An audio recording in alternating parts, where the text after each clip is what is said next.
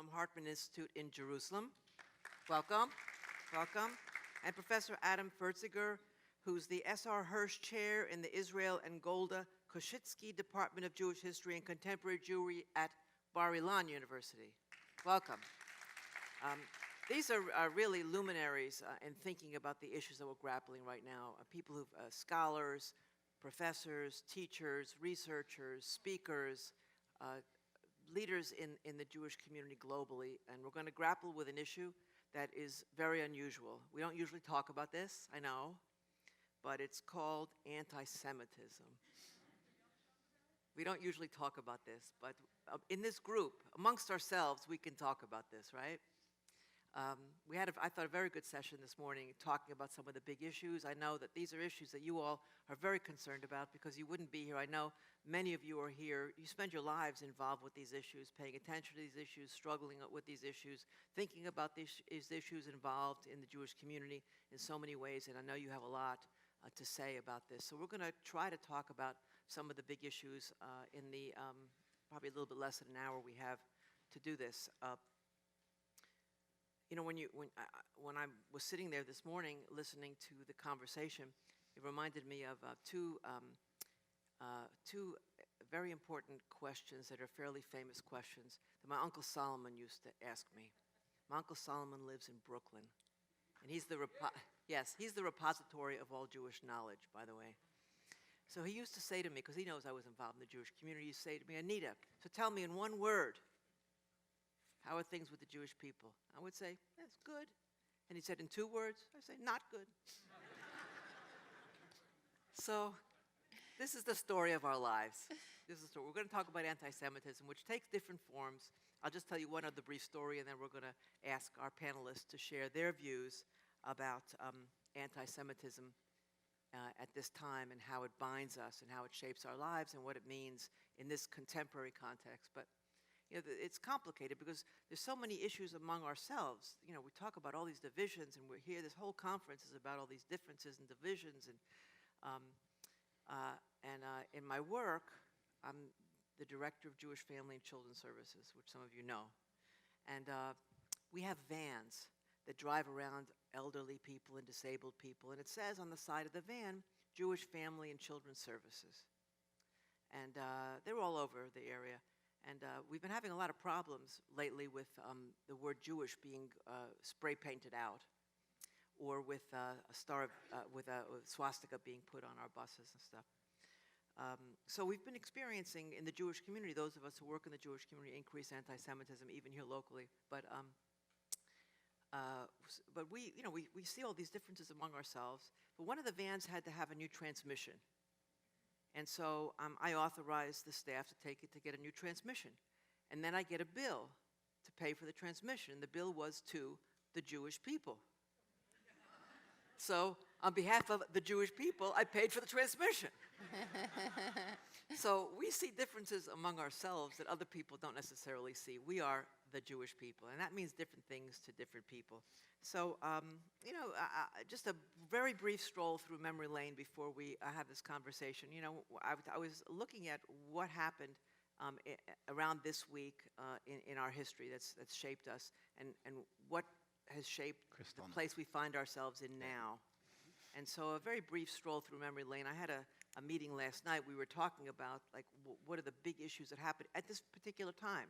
Like, for example, what happened within days of today in 102 years ago that was really important in Europe, that shaped much of Jewish life?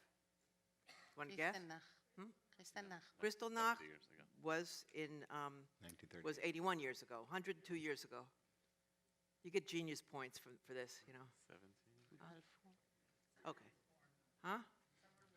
Someone was born. The Bolshevik Revolution happened. That was a lot of people. Balfour Declaration. And the Balfour Declaration. Oh, genius point over here. Assassination of Archduke Franz Ferdinand. Big year.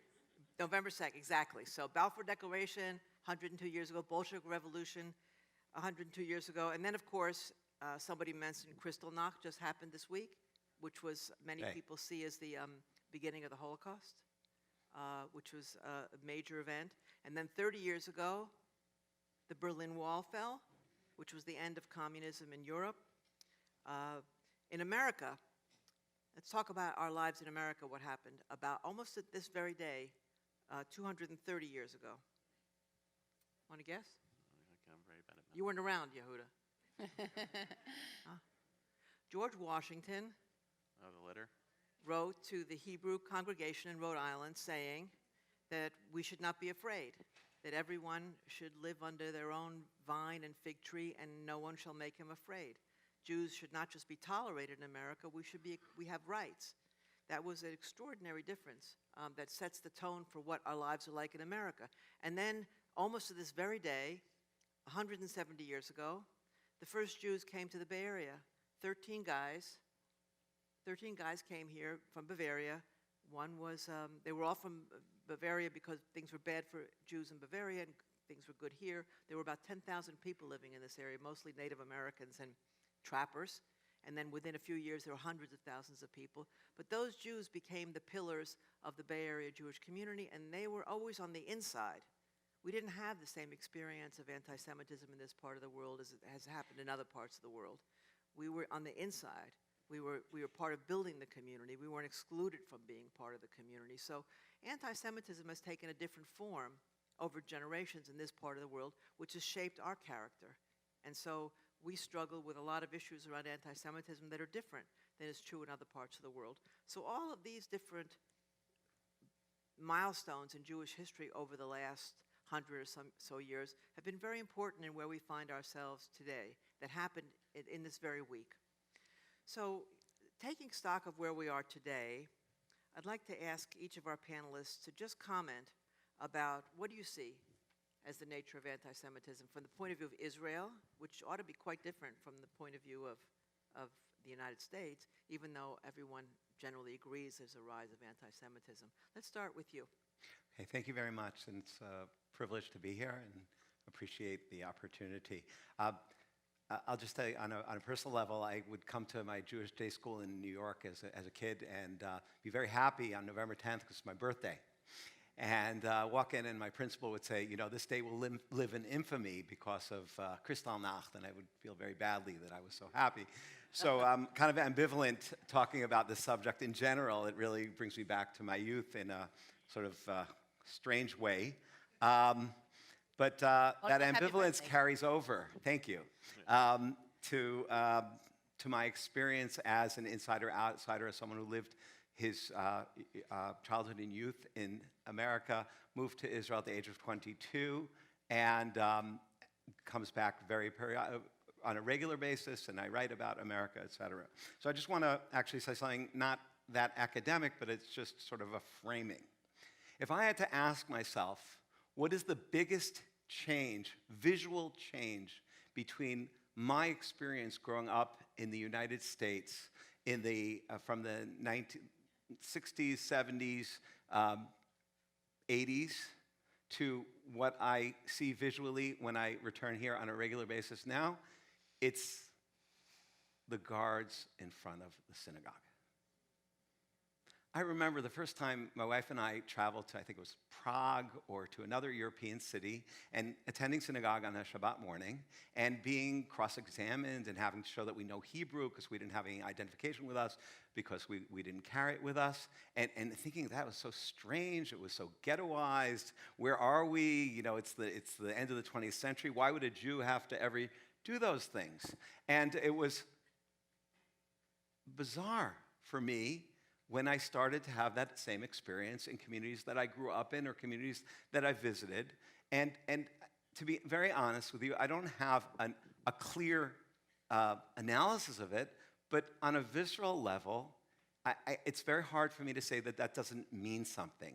The fact that today American institutions that are open to the public have to do something about real physical security, not about ideology, about real physical security. I just want to make one more point, and I'm sure we'll have time for other people for a back and forth. So in terms of what Anita just said, and sort of segueing,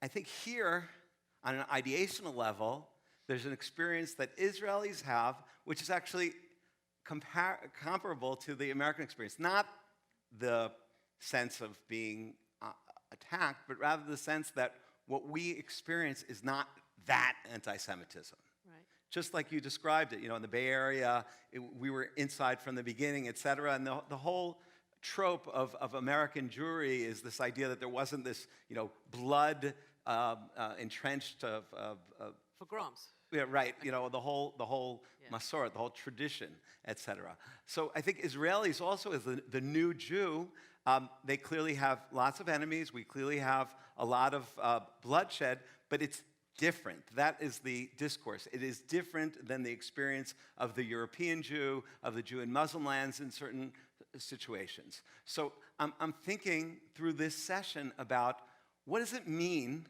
to not have a sort of an internalized sense that traditional anti-Semitism is part of our identity. I think that is something common to Israelis and American Jews. It is not for people who grew up after around the 60s certainly, but maybe from the mid-20th century, the sense of growing up, unless you lived in certain specific communities, if you live in high-density populations of Jews, the sense of growing up under attack, so to speak, for being a Jew on an individual level is not something that many of us grew up with. And so I would say there are two questions that it raises for me. Is that changing today? Is that becoming part of certainly American Jewish identity or diaspora Jewish identity, in a way reasserting itself? And if that is the case, does that present in an odd and actually tragic way, can it be leveraged to a certain type of dialogue between Israelis and Americans, which hasn't existed for the last couple of decades because of the very, very different experience? Yeah, I mean a dialogue around having a shared enemy. Not the shared enemy. And I want to make it clear because I think they're different enemies, but a dialogue of a sense that part and parcel of our Jewish identity is that there are clear groups that intend violence. And I think that is something that is very far from most American Jewish experiences. Sure. And it's usually related to the Holocaust. I just one more sentence. Sure. I was talking to my students this week, American students in Israel, about this, and they were telling me about lockdowns and all sorts of things that I never heard about. Yeah. And it was so interesting that they distinguish between Shoah, Holocaust, and anti-Semitism. There was the Shoah, and there was what's going on now. And that also is very interesting because they all learned a lot about the Shoah, but they don't know how to relate that to what's going on now, and I don't either. These are good questions. We're going to get back to this Yes. because I want to hear from everybody what your view is about what our current issues are, and ultimately we want to talk about what does this mean that the organized Jewish community should do differently than we're currently doing, if anything. So, Yehuda, share a little bit your thoughts about this. So the truth is, I'm happy you started where you started, of the shift for American Jews of what may have scared us in a previous set of generations or didn't, and what scares us now. I will tell you that just from the outset, I find this conversation terrifying. Even sometimes, I admit, more than the anti-Semitism itself. Terrifying. Because this is a conversation I've had with my colleague, Rabbi Josh Layden, here in the Bay Area many times. You yelled at me once, Josh. You said, Yehuda, you have no crisis narrative. And the reason for that is crisis narratives, the panic and fear that drive our fear of others is deeply morally limiting. It obscures our capacity to see all of the power and responsibility we have towards other vulnerable populations and a moral vision of what the Jewish people are supposed to be about in the world. And there has been, for a long time, for the Jewish people, for much of the past century, a sense that because of the existence of anti-Semitism, and Ravit spoke about it this morning, right. what we need to be foregrounding are principally questions of Jewish safety and survival. And when we do that, I think we miss out on a lot of what's possible, especially for the Jewish community in America. See, Adam, I don't think anti-Semitism wasn't here and has risen. I am basically of the belief anti-Semitism is, was, and will be. That's why I say that's why I do the Pesach Seder the way I do. In every generation, there are people who want to kill us. But that doesn't become the totality of our field of moral vision. I read the American Jewish experience as actually quite different. The thing that scares me, and I think that should scare us about anti-Semitic violence in America, is that it is connected deeply to two trends that are actually terrifying most Americans, one of which is gun violence and the possibility of mass shootings at major institutions. So when they happen at Jewish institutions, they're just Jewish equivalents of things that are happening to other Americans. And the second is the rise of political polarities, which tend to identify minority and other ethnic communities as their primary targets to play out those polarities. And there, the Jewish community is one of multiple communities. We tend to have a lot of episodes associated with us, but I don't know that those episodes are to us a significant, I don't feel that they are, maybe yet, a significant existential threat. In contrast to, in the 1950s and 1960s, the anti-Semitism that American Jews are experiencing was actually structural. It was in the halls of power politically in America. Whole golf clubs get created for American Jews who don't have access to their neighbors' golf clubs. So there are country clubs, et cetera. There's been a total shift of American Jewish arrival in the public square, and so now the versions of anti-Semitism we experience are the types of hatred and violence that other minority groups in America also may experience without having the same structural qualities. So what I'm interested in exploring today and beyond is how do we draw a distinction between vigilance, which the American Jewish community absolutely must have. That's why we have metal detectors and security outside our institutions, without necessarily being kind of inducted into a climate of existential fear. I'll say one last thing on this. Rabbi Professor David Hartman, the founder of the Hartman Institute, probably the essay for which his most famous essay was called Auschwitz or Sinai. And it was a push to Israeli society to ask which of these narratives is going to shape the Israeli future. If it's an Auschwitz narrative, you focus inward, you focus on your vulnerability and your victimhood. If it's a Sinai narrative, we ask, what is the covenantal story that we're living in Jewish history, and what obligations are upon us? Hartman, near the end of his life, acknowledged fighting for the soul of Israel and cared deeply about questions of democracy and religious pluralism and human rights. It was really important for him to sublimate the Auschwitz story. And he, at the end of his life, said, maybe I didn't take that story seriously enough. But I find it is still a useful index for the American Jewish community as well, even in a period of rise of anti-Semitism, which is anti-Semites may want to do physical damage to us, but they do much deeper existential damage when they take away our moral center and they relocate our moral convictions to being entirely self-focused as opposed to being social responsibility focused. So the fighting anti-Semitism, or even the Holocaust, becomes more our rationale than our tragedy, right? We'll get back to that issue. I think that's really important because I think you feel like anti-Semitism is overstated somewhat and preoccupying us. The problem is by saying it's overstated as easily falsifiable. Yeah. Pessimism can always be corroborated. Optimism is easily falsifiable, and to say on the record, you know, we shouldn't treat this as being that dramatic. Right. Then the next episode happens, and it's like, you see, they are trying to kill us. What I'm trying to say is, they're trying to kill us. Okay. But we should do other things too. I don't want to make that the central raison d'etre of what it means to be a Jew. Okay, that's a good point, and I think that's really central. We'll get back to that. I'm thinking about your uncle, Simon. Yeah. Because if I need to define anti-Semitism anti-Semitism of today in one word, I would say very confusing.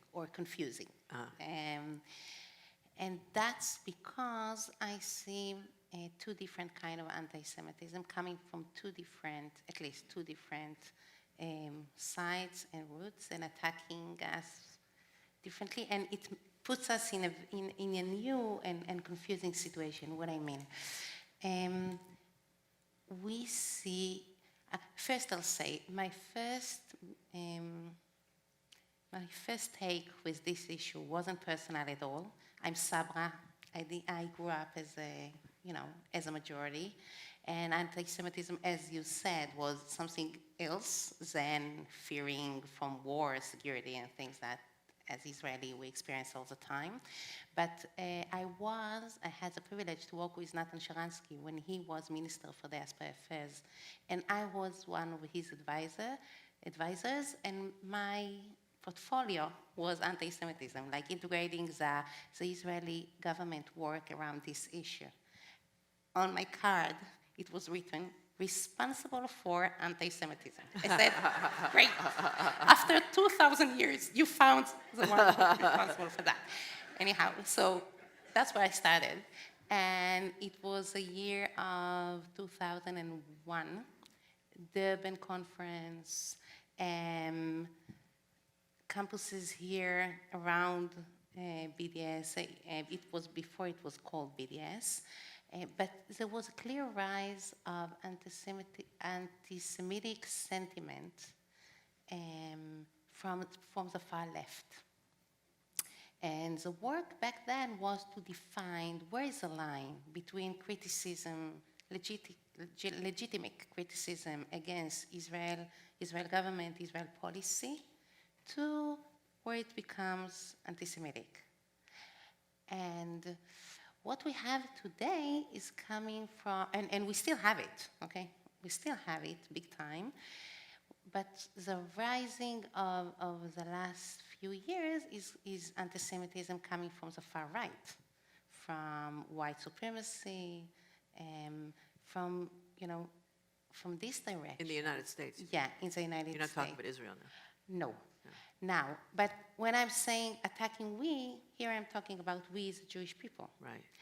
Now, why it's so confusing? Because we are blamed for two opposite things.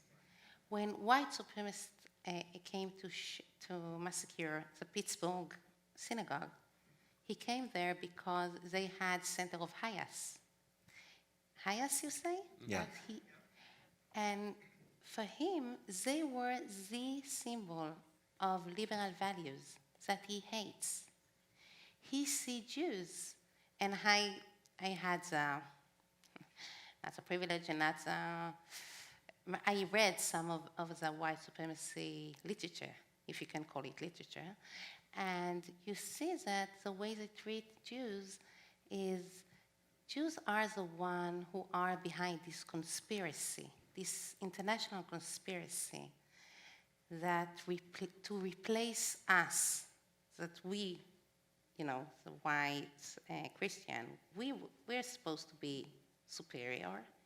And how come all those minorities, colors become so successful? It's because there is international conspiracy. International conspiracy that Jews are behind it. International conspiracy of those liberal values. So Jews are blamed to be the heart and the symbol and the force behind liberal values. At the same time, Israel as the Jewish state blamed to be the symbol of nationalism, of ethnicity, of the state which keeps the opposite values than those liberal values. And what's so confusing is both are true. I mean, Judaism has these liberal values deep in it, and this sense of ethnicity and national as a source of belonging, as something positive. Now, we can find today places that we are not in the same side. It makes it very hard. Hungary government is very pro-Israeli and anti-Jewish, or at least the local community see it as being anti-Jewish. On the other side, you can find human rights organizations who claim to be very pro-Jewish. You have Jews involved there, and very, very hostile toward Israel. Now, what do you do in those situations? Anti-Semitism was almost the last consensus we had. Almost the last thing we all agree that, this is dangerous, this is not, this is unlegit, this is something we should fight together. Now, I think we all agree on that. We still agree on that, but it's becoming harder and harder because the confusing nature of it, of today. Now, I feel we can find ways to do that, but we need to be more sincere in the way we speak about it. Not to say, anti-Semitism, which kind of, where the line is, how. I think that's really important because anti-Semitism has always taken lots of different forms at the same time. I mean, you could be, you're a communist, you're a Jew and you're a communist, or you're a Jew and you're a capitalist, but you're a Jew. I remember recently I had occasion to meet with Chancellor Merkel in Germany, who was talking about European anti-Semitism. And she said, she was extremely alarmed. She actually used the word terrified too, as you did, about what she sees happening there, as we all know. And she said that she sees it as taking three forms. From the left, it takes a form of delegitimization of Israel. The Jewish people should go away. From the right, it takes the form of Jews as like insects, and it's biogenetic. And then there's, of course, the radical Muslim version, which is a hybrid. Both you should go away, and you're also biogenetically inferior. But all of it means go away. It's all about going away. But the question we have about what's happening now, I mean, if you try to tell people, we're making too big a deal of anti-Semitism, they're just going to get mad, right, Yehuda? I mean, they're going to say, what? We all know that what's happening in the world now, there's increased anti-Semitism. Is it really any different than it has been in previous periods, really? And should we be doing something different about it? I mean, you said you're afraid that it's taking us in a different direction, this preoccupation with anti-Semitism. Well, part of what concerns me is that the data of the Jewish community reaction to anti-Semitism betrays that it's not really a conversation about anti-Semitism. If we were talking about anti-Semitism, you would do two things. One is you would take seriously that anti-Semites fundamentally hate Jews and want to eradicate Jews, and therefore you would have to identify as a collective member of the Jewish people and care about fighting those anti-Semites who you don't like.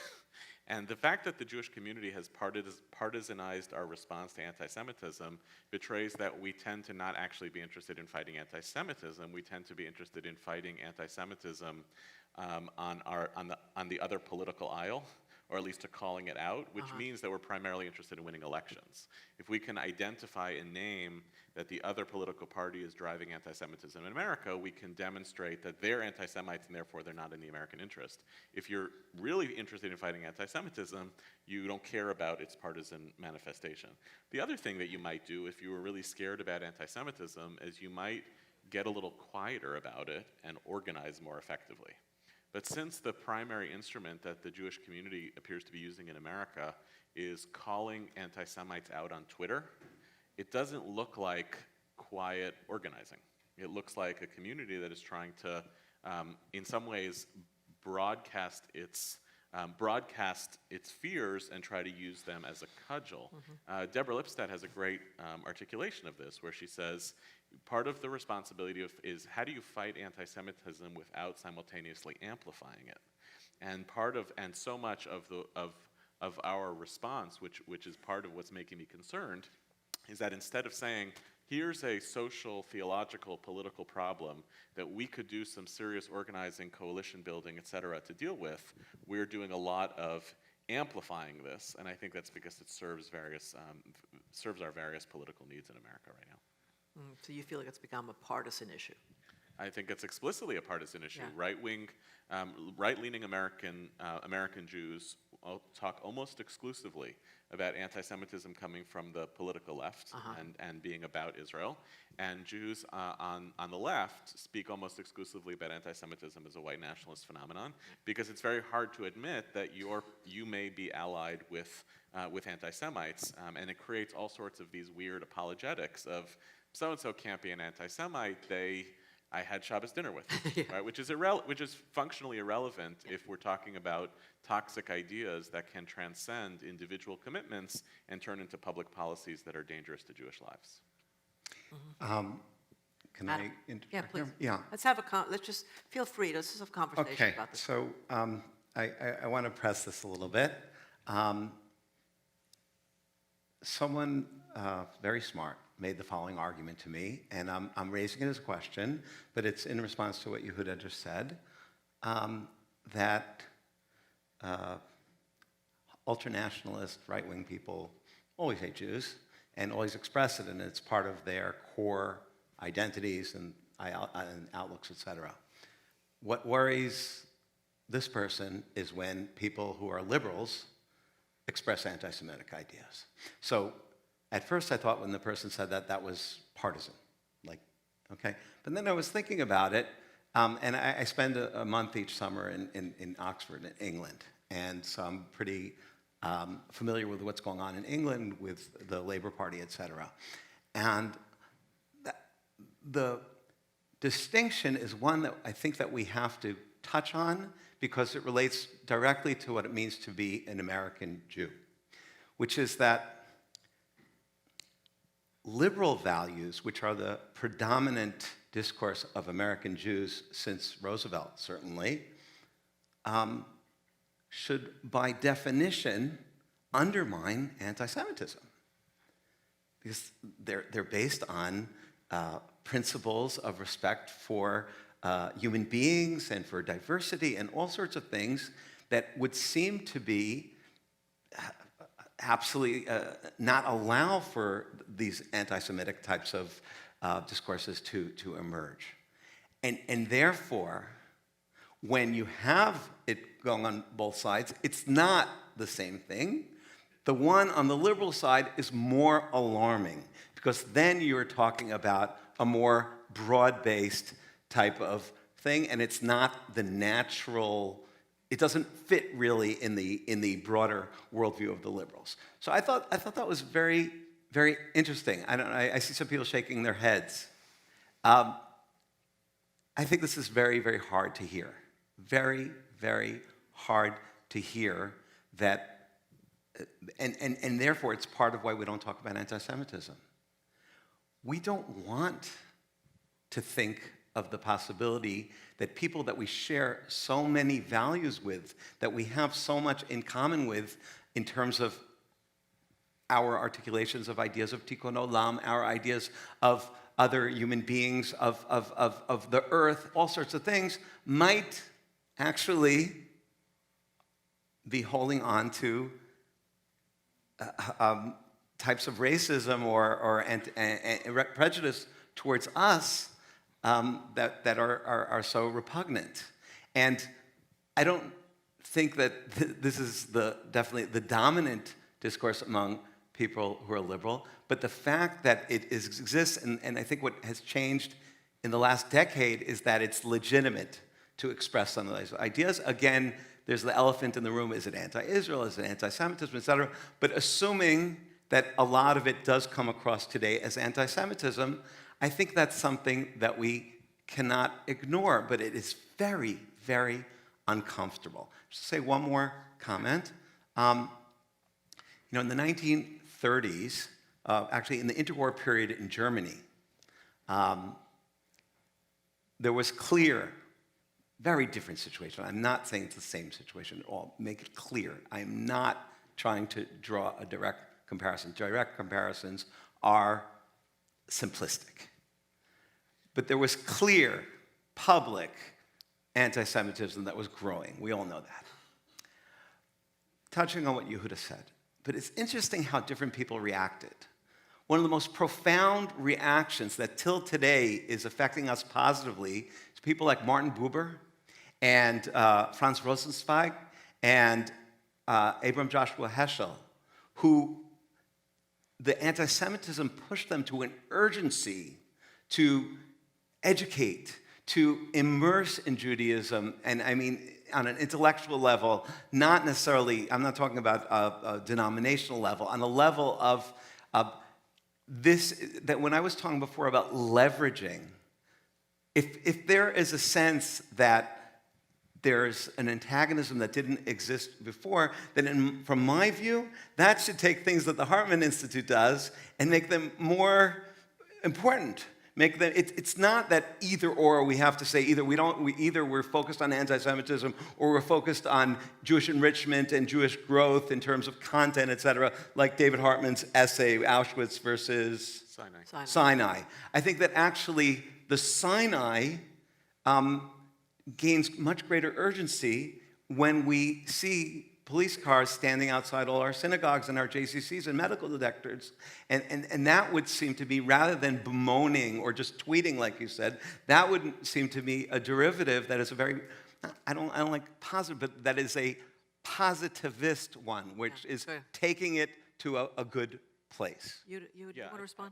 But part of the issue, I think, is that in your characterization of liberalism, essentially what you said is liberals should be scandalized by anti-Semitism in ways that conservatives shouldn't. That's why it's alarming, because it exists, even though it runs counter to liberal values.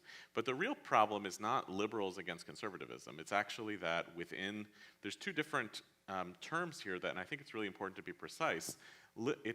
Anti-Semitism is not really a major problem for the majority of Americans, the plurality of Americans who would identify as liberal. There's a big distinction between liberals and progressives because they have totally different worldviews.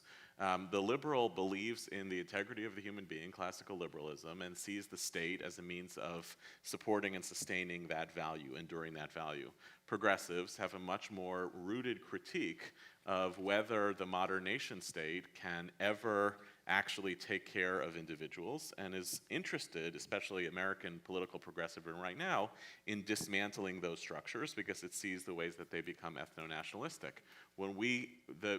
If you want to identify a problem in the progressive camp, I see it and I care about it too, but then you also have, on the other side of the story, the rise of the pro-ethno-nationalists, including most of the state of Israel, that is effectively complicit in a narrative that validates its strongest critics. So I'm with you to some degree of I should be more concerned about this because it represents what seems to be an ideological hypocrisy. You seem to care about this, and yet you hate Jews in that process. But I'm also looking at being an inheritor in the 20th century of ethno-nationalism as the thing that killed more Jews than anything else. And when I see, and you alluded to this before with respect to Hungary, when you see that Israel essentially playing in the camp of that ethno-nationalism, that's where this polarity really starts to become dangerous between the rise of ideologies that are totally against the infrastructure of the state, and then Israel as a kind of representative of that kind of state on the world stage. You want to respond? But yeah, Good. I kind of, because just like you said, there is distinction between liberalism and progressiveness. Mm-hmm. There is a distinction between, now I would say it in Hebrew, and we'll think together how to say it in English, between לאומיות and לאומנות, obviously. I mean, לאומנות stands for ethno-nationalism, which is racist, which focused on who are we not, who are we against, while לאומיות focus on who are we. Now, Begin was the head of the national camp in Israel and very liberal at the same time.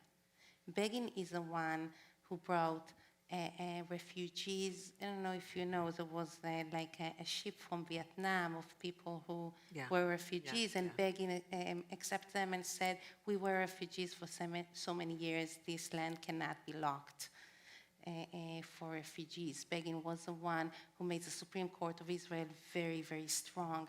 It's not to say that all the Israeli right is ethno-nationalist like in Hungary. That's not fair. It's not true. Now, and just like you want to do this distinction in the left, I think we should be more accurate. And also, it's not helpful to say you are all, because now, what I do think, I don't like being in the position of AIDS escaper. So I must say, I don't know what the American community should do with local anti-Semitism. I think I know what Israel should do. So what should Israel do? First, we need to make Jewish solidarity a political. we need to think about Jewish solidarity and our responsibility and solidarity with local communities as just like we think about our political and international needs as a state. And I'm coming back to Hungary. Okay, when Israel is looking on Hungary, for example, we look on our political needs. We need allies in the European Union against, all kind of this chess play. We don't take the local community as a political interest. This is, nice to have. This is a luxury. This is not part of the political chess game. I think that's a mistake. I think having a close relationship with diaspora Jewry is part of the political need and interest of Israel. And that's the way we should think about it. And we also need to consult with local communities. Can't be that one of our ministers will come to Pittsburgh and give a statement without talking to the people, the local people. It's embarrassment. It makes him look like an idiot. And shouldn't happen. Cannot be that Israel Prime Minister will go to visit European country without consulting before with the local community. So, and the last thing I think, what I was saying, by the way, is we need to have double loyalty. Like, I know... You have what? Dual loyalty. Dual loyalty. It's not a bad thing to have dual loyalty. Yeah, we It's need fine. to have dual loyalty. Yeah, good. Yeah. And it's complicated. It's complicated. Yeah. But we need to have it. And the last thing is Israel is putting money and effort into security of Jewish communities around the world. Those who need that. And sometimes it's almost legal. Sometimes it's legal, usually it's almost legal. And we should do that, I think. I think it's part of our responsibility to do it. You want to comment? Yeah, I'm just going back to what Tehila picked up on and what Yehuda said about Israel as an ethno-national country, and beyond the issue of nomenclature, and I appreciate the correction. I think the progressive is a better term, and I appreciate that comment. There's a foundational issue that Professor Gabazan raised before in the plenary session or in the opening session. Do we accept the idea that the State of Israel is a different formulation than the United States? Do we accept the idea that there is a legitimacy to a state which is predicated on Jewish identity, which is democratic, which follows certain principles, and we can talk about those. They're not details, they're fundamental, but I think that is a question that every one of us has to ask ourselves. And if the issue of its national identity is a stumbling block, then it's really hard to move any further than that, because that is, at this point, what the State of Israel is and is meant to be. Now,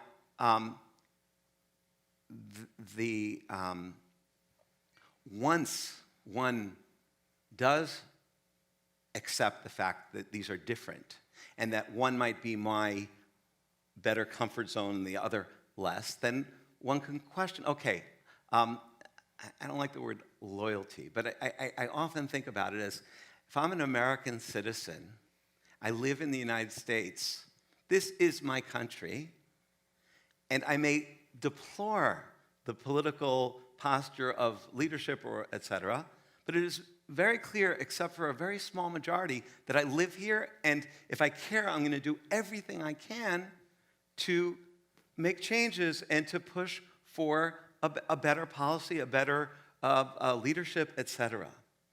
I think from about 1967 to, I don't know if it's 82, 90, I don't know where to put it, that was foundational to American Jewish identity regarding Israel. Israel is part of our identity. We are Jews. We don't live in Israel. We support Israel. We don't agree with everything that Israel does. We will push for our approach, but we certainly see a legitimacy to the state of Israel. It seems to me, and I really would like to be corrected if I'm wrong, but to me, this whole conference is sort of predicated on the fact that that's no longer the normative discourse among a significant voice in American Jewry. And from my perspective, looking at that, you mean the centrality of Israel is no longer. the loyalty and Loyalty. then moving from there. Yeah. That this is, Right, we're committed to the state of Israel. Right. Now, how can we make it a better place? Right. Now, if that's the case, then we can make types of comparisons between ethno-nationalism in Israel and horrendous things going on in America, and then say, well, if I'm uncomfortable with that, and lead it to where it can lead.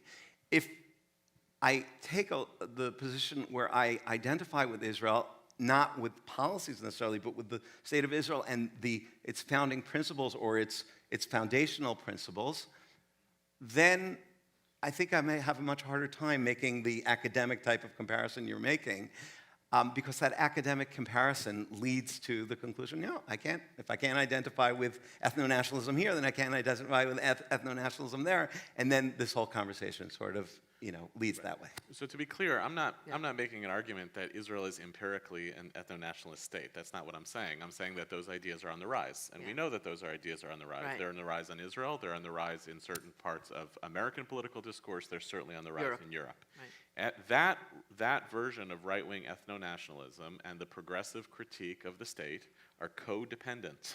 Right. They need each other. When you have a situation, you alluded to it before, when Naftali Bennett is the representative of the Israeli government showing up to speak in Pittsburgh, and he's met by protests by the progressive wing of the Jewish community, Ben the Ark, Jews for Racial and Economic Justice, that is a perfect vision of this storm, because the progressive critique says, don't send us one of the leading voices of an ethno-nationalist Israel. Because then the argument that lives in between that, which is I think where I want to focus my energy, because I actually think it still speaks for the majority of the Jewish people in both America and Israel and elsewhere, is that there's a space between those positions which believes that fighting anti-Semitism and fighting for democracy are identical. Yeah. That's what seems possible. But when democracy gets treated as a bad word in Israel, when human rights is talked about, very critically, it becomes much harder to hold that middle space where fighting anti-Semitism and fighting for democracy should be considered part of the same family of values. Well, we have a few more minutes, so I just want to kind of wind up and talk about where we're going. It's interesting, your different viewpoints about this issue. Because anti-Semitism, the title of this session is Anti-Semitism That Binds Us. I mean, really, the feeling that the whole world hates us in one way or another has really brought the Jewish people together, and in many cases has kept Jews Jewish. I mean, if you talk to Jews from the Soviet Union, they'll across the board say the fact that you had to have Jew in your passport kept them Jewish. Mm-hmm. So it's been a source of strength in an odd kind of a way. But in the organized Jewish community, when a lot of the energy goes into fighting anti-Semitism, how do you fight anti-Semitism, really? I mean, we know that it's taking different forms, and it's a preoccupation, and maybe the fact that we're preoccupied with our death has been the reason why the Jewish community is peppier and stronger than it's ever been. Mm-hmm. But the bigger issue that I see, and I'd like you to comment on this, is that most American Jews especially, and I don't think Israelis either, feel like their lives have been shaped by anti-Semitism. They don't feel like their educational opportunities have been shaped largely by the fact that they are Jewish. They don't feel like their employment opportunities have been largely shaped by the fact that they're Jewish, not in this generation. Mm-hmm. So they don't have the experience of feeling like, anti-Semitism is the reason I want to be Jewish, right? So how do you fight anti-Semitism? In the Bay Area, only 25% of Jews feel like it's really important to them to be Jewish, So if you have a community where most of the people don't really feel like it's all that important to be Jewish, then why are they going to care about Israel? And how are you going to get them excited about anti-Semitism? It's just not that important to them, and they haven't experienced it. So I'd like to hear you comment about what our community should be doing in the face of contemporary anti-Semitism? So I just, my friend David Myers from UCLA is a very dear friend of mine. He wrote a book where he talked about sort of in a very uncomfortable way about a little dose of anti-Semitism actually does bring us together, and maybe we're missing that. And that's, a very horrible thing to say, and I'm uncomfortable with that. But I was thinking about unity when you were speaking, and there are people here from my generation, mostly. It's really interesting that as American Jews living in the 60s and 70s, growing up in those days, we did obsess about anti-Semitism. But it was, if you were an active American Jew, it wasn't anti-Semitism in America, it was in the Soviet Union. Right. And that was one of the most unifying movements. You mean doing the Soviet Jewry movement? The Soviet Jewry movement. It cross-denominational, cross-observance, cross-geography. And it's really kind of illuminating to think about, it was fighting anti-Semitism, just it wasn't against us. It was against someone else that, okay. So I'm just thinking out loud of, is there a way to, without becoming alarmist, without overstating, like Peter Novick said people did in certain stages, without overstating Holocaust repetition and stuff like that, which is anachronistic and which is simplistic, is there a way to energize people with a sense that there is something going on, and say, well, let's use this to, like I said, urgency, and say, this is, whether we like it or not, something that unifies us and is not politically based, and do more studies, but maybe more, rallies. I grew up on rallies. People who grew up in the 60s and 70s grew up on. I don't know. So maybe we need to go to the streets a little more and not be afraid. I don't think anybody would come to your rally, frankly. In Pittsburgh, they did. But that, Well, hey. I mean, they did. And the Pittsburgh community is being transformed right now before our eyes. It's fascinating to see what's going on there. They are taking it to a very positive place. That's right. And maybe we can learn that without, God forbid, having to go through the we don't want to have things that they've in order to get people interested in rallies, or working. Yehuda? I'm not a big fan of the word unity, because I think sometimes you can experience the word unity as something that is some ideal that's supposed to suppress dissent. I know that's not how you're using it, but sometimes could be a scary word. And I would say, actually, a lot of Americans are more mobilized today in going to rallies, American Jews, than have in decades. And they are mobilized politically because there are other, perhaps more pressing, moral, urgent problems in America, including what's happening at the border. And you're seeing people actually are mobilizing and going to rallies to tell them, stop going to the border, instead mobilize around anti-Semitism, I think is the wrong play. What I'm more interested in is actually a tool that the Jewish community has in spades, it just doesn't use internally, which is coalition building. There's a lot of coalition building happening on the political right between American Jews and, for instance, evangelicals, because they have a shared issue at stake, which is support for the State of Israel. There's tremendous coalition building happening on the American Jewish left between Jewish communities and other communities of color and other vulnerable and victimized communities in America, because they have a shared interest, which is that vision of a multicultural America. It's amazing how little internal coalition building, so in other words, we have the skills. It's amazing how little internal coalition building is happening between the different partisan voices inside the American Jewish community, as though to do internal coalition building is somehow to be complicit, which is crazy. And the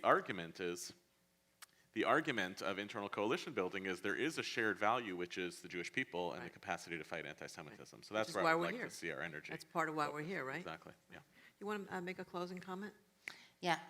My interest lay in how we strengthen this center you described before. I mean, you say the progressives are, believe that, and the majority are somewhere in the center, and recovering the sense of Judaism and democracy and human rights together, coming back to believe that it's not opposite values. I kind of focus in my life there, being religious feminist. It's kind of, holding those two values together, creating that as a way of life together. That's a mission in Israel, that's a mission here. To stop, I feel that we're putting our Judaism on one leg all the time. It's either, you know, universal, liberal, tikkun olam, it's or particular, and the mission is to hold it together. And that, for me, is also the answer for anti-Semitism as something that divides us instead of putting it together. Well, we have a lot to think about. Many of you are very involved in the Jewish community, and as I said, in many different ways. You have your own families. I think that the solution to anti-Semitism is not necessarily we're going to make them go away, make them weaker, because they've been with us for how many years? 2,500, 3,000, like forever. You know, I always wonder, like, why are we so surprised with anti-Semitism? We had it for 3,500 years, you know. But I think the solution to me is to make us stronger. We have to become stronger. Tell your children the story. Make your family stronger, make your children stronger, make your grandchildren stronger, be involved in different Jewish organizations, be actively involved as you are right now. So I just want to end with that, because we all can do a lot to keep us stitched together in various ways, to find a way to move forward if we believe that there's a value in the Jewish people and in what we stand for in this world. So I'll end with that. There used to be a newscaster, a Jewish guy in the Bay Area, some of you may have known him, Scoop Nisker, and he used to always say, because we always talk so much about all this bad news and anti-Semitism and problems in Israel and this and that. He used to always say, look, if you don't like the news, then go out and make some of your own. So if you don't like the news, let's go out and make some of our own. So thank you, everybody.